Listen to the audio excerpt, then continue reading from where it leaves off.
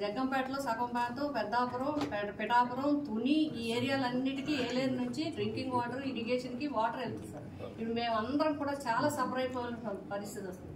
Man mad calamity అయిపోతుంది. కాబట్టి వెంటనే పైన కన్స్ట్రక్షన్స్ ఆపు చేయాలి. ఇప్పుడు నీరు కూడా వెంటనే మీరు రిలీజ్ చేయించేలా చేయాలి.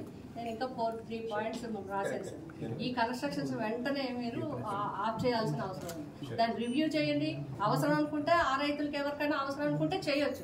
కానీ అనాథరైజ్డ్ కన్స్ట్రక్షన్స్ అన్ని మాత్రం మా కింద ప్రాంత రైతుల ప్రొటెక్షన్ కోసం పర్టికులర్ గా మీకు తెలుసు.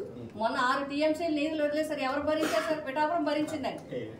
థైలాండ్ ఏరియా మరి. నీరు లేకపోతే ఎండిపోతాం, నీరుంటే మునిగిపోతాం. వదిలేస్తే మమ్మల్ని వదిలేస్తున్నారు. లేకపోతే ఇప్పుడు ఈ కన్స్ట్రక్షన్స్ అయిపోతే నీరు రాదు సార్. ఒక్క నీరు రాదు. చాలా సీరియస్ గా ఉంది సార్. లాస్ట్ టైం కూడా ఈ శాండ్ ఇల్లీగల్ కాస్టింగ్ వల్ల ఒక 4 చనిపోయారు సార్.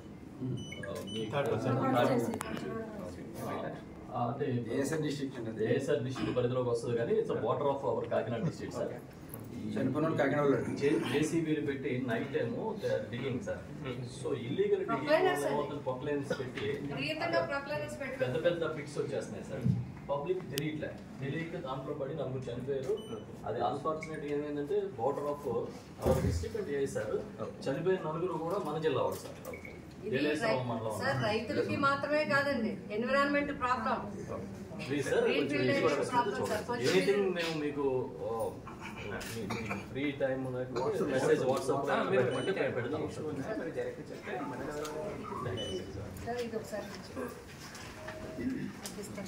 అప్పుడు ఫోటో కూడా నువ్వు ఫోటో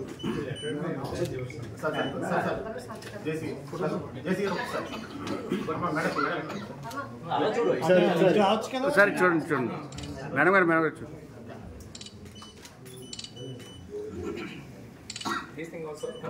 చెప్పండి సార్. మీరు వెంటనే దీని మీద